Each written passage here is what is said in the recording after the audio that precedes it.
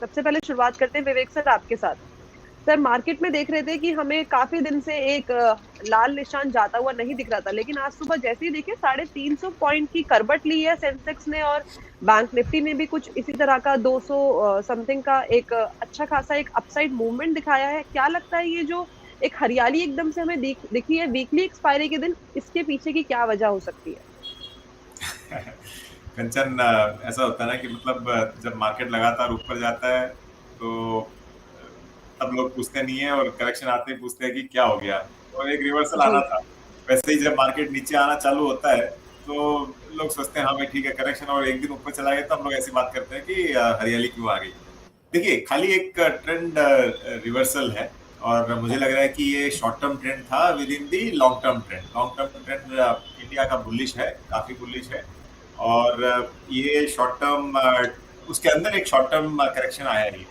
अब क्या हुआ था कि 20,200 ऑलमोस्ट हम लोग टच किए थे निफ्टी में, और काफी मार्केट ओवर वैल्यूड हो गया था। और मार्केट को कभी भी क्या है कि कोई ना कोई कारण चाहिए नीचे आने के लिए, और वो कारण बाजार को मिल नहीं रहा था, और इस बार मिल गया था जब ऑयल प्राइसेस ऊपर चले गए थे ऑलमोस्ट 93-95 डॉलर के पास। तो उसका इफेक्ट होके थोड़े एफआई सेलिंग भी आई, और मार्केट में करेक्शन आया, और वापस जो पहले हम लोग 15-20 दिन पहले जिस रेंज में फंसे हुए थे, 19,200 से लेके 19,800, उस रेंज में आके ऑलमोस्ट हम लोग कल 19,300 350 टेस्ट करके वापस आज एक बाउंस बैक दिखाया। तो मुझे लग रहा है कि अगले 3 महीने 6 महीने हम लोग हो सकता है कि इसी रेंज के अंदर रहे, और बहुत बड़ा मूवमेंट इधर साइड नहीं देखने को मिले। और एक और चीज है कि बाजार वेट कर रहा है कोई ना कोई ट्रिगर के लिए, कोई बड़ा ट्रिगर आए, या तो नीचे तोड़ने के लिए या फिर ऊपर जाने के लिए। तो दोनों साइड में अभी रेंज के अंदर है।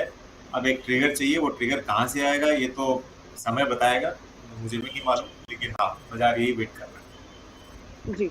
सर इससे एक चीज मुझे याद आती है कि जब सितंबर का महीना चल रहा था हमारा, तो वो थोड़ा सा बाजार के लिए इतना अच्छा नहीं था, हमें एक डाउन साइड देखने को मिल रहा था। तो उस टाइम पे ये बोला जा रहा था कि जैसे ही फेस्टिव सीजन आएगा कि जो अक्टूबर होगा वो काफी ज्यादा अच्छा होगा। लेकिन अब अक्टूबर भी आ गया, तो अब जो बातें हैं वो चेंज हो गई है। वापस से बोला जा रहा है कि एक कंसोलिडेशन फेज में हमें बाजार देखने को मिल सकता है। जो वो फेस्टिव सीजन की तेजी थी, तो वो फेस्टिव सीजन की तेजी कब देखने को मिलेगी फिर हमें एग्जैक्टली? देखिए, फेस्टिव सीजन की तेजी के साथ एक और ये है ना, काफी इवेंट्स भरा सीजन भी आ रहा है। क्या आ रहा है, अभी ईयर एंड में काफी स्टेट इलेक्शंस है, उसके बाद में सेंट्रल इलेक्शन है, और इस बार इलेक्शन बहुत हावी रहेगा बाजार के ऊपर, क्योंकि बाजार जो चाहता है वही इलेक्शन से आए, तो ही बाजार एकदम पॉजिटिव रहेगा। अब समझ लीजिए इलेक्शन जैसे बाजार चाहता है वैसे नहीं आए रिजल्ट्स, वो है दिसंबर में, तो हो सकता है कि काफी ऊपर नीचे बाजार देखने को मिले, ये पॉसिबिलिटी है एक चीज। दूसरी चीज, अभी फेस्टिव सीजन अब बस चालू हुआ है। इनफैक्ट एक एडवांस फेस्टिवल समझ लीजिए, क्योंकि आज एक वर्ल्ड कप जो सीजन है जी। वहां से चालू हो रहा है। अब वर्ल्ड कप को लेके अब दिसंबर तक, मतलब अक्टूबर नवंबर दिसंबर, ये जो क्वार्टर है ये फेस्टिवल से भरा है। इसमें क्रिसमस भी आएगा, दिवाली भी आएगी, वर्ल्ड कप भी आ रहा है, मतलब फुल ऑफ कोई ना कोई इवेंट्स है। तो ये क्वार्टर अच्छा रहेगा। तो इस क्वार्टर रिजल्ट्स देख के हो सकता है कि हम लोग जनवरी में अच्छा मूवमेंट दें, और जैसे मैंने कहा अगले 3 महीने हो सकता है कि हम लोग इसी रेंज के अंदर रहें। ये पॉसिबिलिटी है, 100% पॉसिबिलिटी है। और या तो दूसरी चीज है कि एकदम अग्रेसिवली ऊपर या नीचे जाना है, तो ट्रिगर चाहिए बाजार को, कोई ना कोई बड़ा ट्रिगर चाहिए, जो फिलहाल कुछ भी नहीं है बाजार में। एक्चुअली ट्रिगर कुछ बड़ा नहीं है। जी। ठीक है। तो ओवरऑल राय ले ली है, बता दिया है सर ने कि ओवरव्यू क्या है बाजार का इस टाइम पे, कैसे संकेत लग रहे हैं आने वाले टाइम के लिए। ठीक है, अब चलते हैं सीधा सीए राकेश सर के पास। सर कैसा लग रहा है बाजार का मूड, किस तरह से हमें काम करना चाहिए और कौन सी सावधानियों को खासा बरतना चाहिए बाजार के अंदर इस टाइम पर?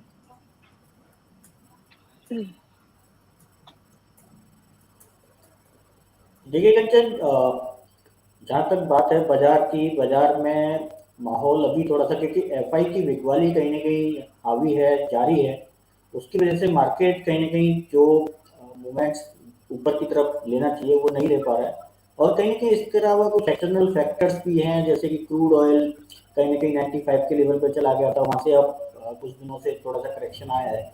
और इसके अलावा डॉलर इंडेक्स है, वहाँ पे भी काफ़ी तेजी थी, वहाँ पे भी थोड़ी सी अब करेक्शन आई देखने को मिली है।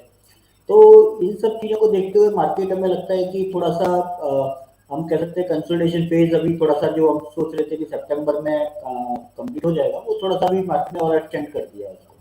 हमें लगता है अभी शायद और एक वीक आपको हो सकता है और ये कंसोलिडेशन फेज आपको दिखे, और उसके बाद डेफिनेटली मतलब आई एम तो बुलिश ऑन द मार्केट। और हमारे देखिए 20-200 के टारगेट के ऑलरेडी अचीव हो चुके हैं, 20-500 के हमारे दिसंबर 2023 के 20-500 के टारगेट हैं, डेफिनेटली हमें लगता है कि अचीवेबल हैं, और मार्केट हमें नए हाईज आने वाले अगले 2-3 महीने में दिखा देगा। इसी तरह बैंक निफ्टी में भी जो हमारे 47,000 के टारगेट्स हैं डेफिनेटली आने वाले टाइम में दिखेंगे। बट हाँ, अभी अगर शॉर्ट टर्म की बात करें, इस नेक्स्ट वीक की बात करें, तो हमें लगता है अभी भी कंसोलिडेशन फेज जारी रहेगा, क्योंकि एफआई की जो बिग वैल्यू है वो अभी भी कंटिन्यू है, वहाँ पे कोई पॉजिटिव साइन अभी भी एफआई की तरफ से नहीं आ रहे। तो इसकी वजह से इन सब चीज़ों को देखते हुए हमें लगता है कि मार्केट में भी थोड़ा ये वीक हमें लगता है कंसोलिडेशन फेज रहेगा। आरबीआई की पॉलिसी भी है, कल उसका रिजल्ट आएगा, वहाँ से कुछ क्यूज कुछ ट्रिगर हमें देखने को मिल सकते हैं। इसके अलावा नेक्स्ट वीक में हमारे डब्ल्यूपीआई के यहाँ पे आएंगे, सीपीआई के यहाँ पे आएंगे, वहाँ से कुछ ट्रिगर्स हमें देखने को मिल सकते हैं। तो इन सब चीज़ों पे हमें ध्यान रखना पड़ेगा, और देन हम अपनी पोजीशन अकॉर्डिंगली ले सकते हैं। जी ठीक है, तो सर ने बता दिया है कि इस टाइम पे हमें किन चीजों का ध्यान रखना चाहिए, कहाँ पे आपको पोजीशन मेंटेन करनी चाहिए। हमारे साथ एक मेहमान और जुड़ चुके हैं, राघव वाधवा जी। नमस्कार सर, स्वागत है आपका शो में। नमस्कार Kanchan ji, thank you so much for having me. जी ठीक है, अब चलते हैं सीधा अविनाश सर के पास। अविनाश सर से पूछते हैं कि बाजार को किस तरह से देख रहे हैं, और इस टाइम पे हमें बाजार के अंदर क्या कुछ करना चाहिए, और जो अभी ये बात चल रही है ट्रिगर्स की, सर आपको क्या लगता है वो क्या ट्रिगर हो सकते हैं? मैम, जो मैं लास्ट 2 या 3 वीक से जो मेरा व्यू रहा है कि इंडियन मार्केट में सच कोई प्रॉब्लम नहीं है, बट जो भी प्रॉब्लम है वो ग्लोबल है, और वहाँ से जो न्यूज़ आएगी वही हमको डिक्टेट करेगा कि हम आगे क्या मूव करेंगे। लास्ट वीक भी मैंने कहा था कि डॉलर इंडेक्स जो हाई मार रहा है, और यूएसडी आईएनआर जो 83 का लेवल क्रॉस कर चुका है, वो एफआईआई को सेल करने के लिए फोर्स करेगा, और काफ़ी सेलिंग आ सकती है। और सेम वैसा ही हमने विटनेस किया लास्ट 1 वीक से, काफ़ी सेलिंग आई है, वहाँ पे ऊपर डबल टॉप भी बना है टेक्निकली अगर हम देखें तो थोड़ा नेगेटिव है मार्केट। और जो इंटरेस्ट रेट है, कल 10 ईयर जीसेक जो है अमेरिका में, वो 5% भी टच कर गई है, which is the highest in 16 years. तो ये जो इंटरेस्ट रेट लेवल है वो फाइनेंशियल सिस्टम सस्टेन नहीं कर सकता, कुछ ना कुछ रीजनल बैंक्स को प्रॉब्लम आएगी, और वो जो न्यूज़ आएगी वो ओवरनाइट ही आएगी, और वो इंडियन मार्केट को भी इम्पैक्ट करेगा। आज भी मार्केट गैप अप ओपन हुआ है आफ्टर कपल ऑफ डेज, लेकिन उसमें कोई फॉलो बाइंग नहीं है। और 2 वीक पहले जब मिड कैप और स्मॉल कैप में एक बहुत बड़ा सेलिंग आया था, जब हमने कहा भी था कि फ्रॉड है मिड कैप स्मॉल कैप में, उसके बाद एक सेलिंग आया था, और वहाँ से फिर काफ़ी सारे स्टॉक्स ने वो हाई क्रॉस नहीं किया है। तो हमारा अभी भी व्यू यही है कि जब तक 19,700 क्रॉस नहीं करता निफ्टी में, और 45,000 बैंक निफ्टी में क्रॉस नहीं करता, तब तक हम नेगेटिव ही रहेंगे। और अगर 19,300 टूटता है और 19,000 तक जाता है, तो वो हम लोग उसको एज अ बाइंग अपॉर्चुनिटी बाद में देख सकते हैं। But as of now we are negative on the market, और स्टॉक स्पेसिफिक रहना रिकमेंड करेंगे उससे, और जितना हो सके फ्रॉती जहाँ पे भी है मिड कैप, वहाँ पे प्रॉफिट बुक करने की सलाह देंगे। ठीक है, तो इंडाइसेस के अंदर बाइंग ऑन डिप्स की सर ने सलाह दी है कि अगर आपको 19,000 तक का लेवल देखने को मिलता है, लेकिन इस टाइम पे अवॉइड करके चला जाए तो वो ज्यादा अच्छा है। इस टाइम पे आप स्टॉक स्पेसिफिक अप्रोच रख के चल सकते हैं। अब चलते हैं राघव सर के पास। राघव सर, काफी लंबे टाइम बाद आपसे मुलाकात हुई है शो में। सर कैसा लग रहा है जी बाजार का मूड इतने टाइम से, किस तरह का था? एक बार ओवरऑल ओवरव्यू दे दीजिए, क्योंकि काफी लंबे टाइम से आपसे बाजार के ऊपर राय नहीं ली है। जी कंचन जी, देखिए मुझे पिछले 2 वीक्स की हम बात करें तो एक वन साइडेड करेक्शन बाजार में आई है, और मुझे लगता है कि ये करेक्शन काफ़ी स्ट्रॉन्ग सेलिंग रही है, और इतने बुल रन के बाद मुझे नहीं लगता कि मार्केट अब और इससे ज़्यादा बहुत ज़्यादा टूटेगी। 19,230 और 19,300 के बीच में एक बहुत स्ट्रॉन्ग सपोर्ट है और वहां से एक स्ट्रॉन्ग पुल बैक जरूर आना चाहिए। मार्केट को इस जोन के बीच में थोड़ा टाइम स्पेंड करना चाहिए फॉर नेक्स्ट डायरेक्शन। और मुझे आज गैप अप जरूर हुआ है, बट मुझे लगता है कि मार्केट अगर आपको 19,350 से 19,400 के बीच में मिले तो आपको लॉन्ग साइड प्ले करना चाहिए। वहां पे आपका रिस्क रिवॉर्ड फेवरेबल होगा। और 19,220 19,210 का एक स्टॉप लॉस आप मेंटेन करके चल सकते हैं। अभी करंट लेवल्स पे आप स्टॉक स्पेसिफिक रह सकते हैं। निफ्टी आईटी बहुत अच्छा परफॉर्म कर रहा है और निफ्टी आईटी की तरफ फोकस करें और निफ्टी फार्मा की तरफ भी फोकस किया जा सकता है। आपको सेक्टोरल देखना पड़ेगा कि कौन से सेक्टर्स अब इस टाइम पे बहुत ज्यादा हीटेड हैं, वो अवॉइड करने चाहिए। और जो सेक्टर्स इतने नहीं चले हैं या अब स्ट्रेंथ शो कर रहे हैं इस मंदी में भी, तो उन सेक्टर्स के अंदर रहना चाहिए।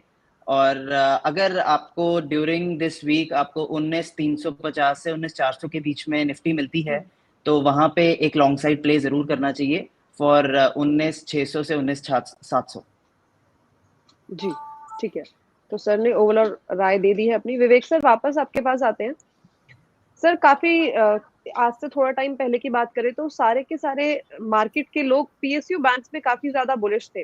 काफ़ी ज़्यादा भरोसा था पीएसयू बैंक्स में और पीएसयू सेक्टर्स में ही काफ़ी ज़्यादा भरोसा था। लेकिन ऐसा लग रहा है जिस तरीके से इलेक्शन अप्रोच कर रहे हैं हम, पीएसयू बैंक का जो परफॉर्मेंस है वो नीचे जाता जा रहा है। क्या ये इलेक्शन का असर अभी से दिखने लग गया है या इसके पीछे जो वजह है वो कोई और है?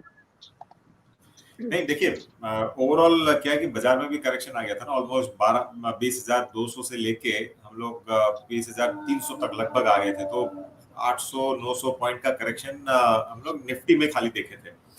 अब क्या होता है जनरली जब भी करेक्शन आता है तो जो सेक्टर, जो स्टॉक्स, जनरल फिनोमिनन यही है कि जहां ज्यादा तेजी देखने को मिली है वो वहां पे पहले करेक्शन आता है, क्योंकि लोगों को लगता है कि हाँ भाई यहाँ प्रॉफिट बुक करो और जो नीचे अच्छा खासा और भी गया है उसमें आप इन्वेस्ट करो। तो ये एक ह्यूमन टेंडेंसी है और इसके चक्कर में पीएसयू बैंकिंग में भी आपको करेक्शन देखने को मिला। मैं आज भी पीएसयू बैंकिंग पे बुलिश हूँ। क्यों? उधर देखिए, एक तो एसेट क्वालिटी इंप्रूव हो रहा है, एनपीएस स्टेबल हो गए, इनफैक्ट कम हो रहे हैं।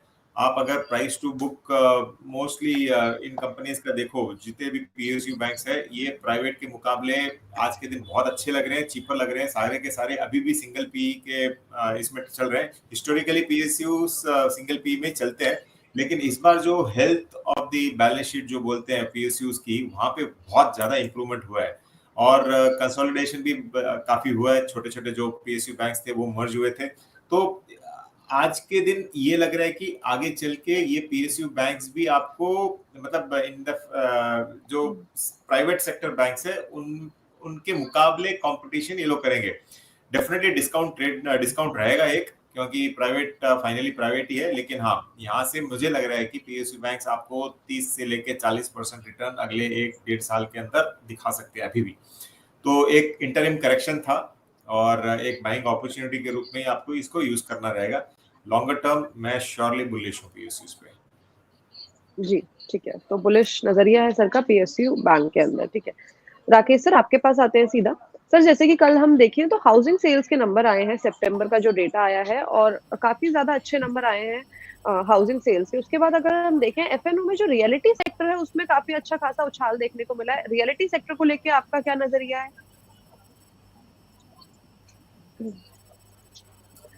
देखिए, ओवरऑल अगर बात करें रियलिटी सेक्टर की तो रियलिटी सेक्टर हमें अभी भी काफ़ी अच्छा लगता है। ओवरऑल सारे सेक्टर ही ओवरऑल अगर हम इकोनॉमी की बात करें तो आप देखें कंचन जी, बहुत सारे जो हमारे बैंक्स हैं या एनबीएफसीज हैं, आप देखें पिछले कुछ दिनों में काफ़ी सारे क्यूआईपी अपना रेज कर रहे हैं। और अभी आपने देखा बजाज फाइनेंस जो काफ़ी सालों बाद वो क्यूआईपी अपना रेज कर रहा है। इन सब चीज़ों से देख के लगता है कि अगर ये बैंक या एनबीएफसी फंड रेज कर रहे हैं तो कहीं ना कहीं रिक्वायरमेंट है मार्केट में। और वो रिक्वायरमेंट कहीं कहीं चाहे वो कैपिटल गुड्स सेक्टर में हो, रियलिटी सेक्टर में हो, कहीं ना कहीं वो रिक्वायरमेंट आ रही है। तो कहीं ना कहीं इन सब चीज़ों को देखते हुए हमें लगता है कि जो रियल एस्टेट सेक्टर है या रियलिटी सेक्टर है वहाँ भी मोमेंटम बना रहना चाहिए। हालांकि काफी मूवमेंट अगर हम पिछले एक महीने में देखें तो मोमेंटम काफी अच्छा बना हुआ है और काफी अच्छे मूवमेंट्स रियल एस्टेट सेक्टर में स्टॉक्स में देखने को मिले हैं। तो आगे भी ये कंटिन्यू रहेगा और डिमांड जो है, जिस तरह का डाटा आया है, डिमांड काफी अच्छी आई है। अगर हम मुंबई में देखें तो वहाँ काफी अच्छी डिमांड आई है।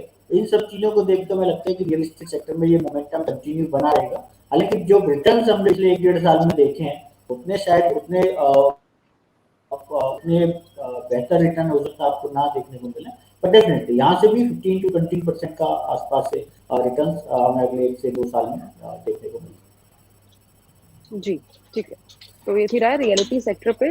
बाजार के ऊपर ओवरऑल हमने चर्चा कर ली है, जान लिया है कि इस टाइम पे क्या करना चाहिए। अब सीधा लेते हैं एक्सपर्ट्स की राय कि उनकी नजर कौन से स्टॉक्स पर है। तो चलिए चलते हैं मार्केट लाइव के सेकंड सेगमेंट में। स्टॉक मार्केट का स्पेशल लाइव शो, जानिए कहाँ है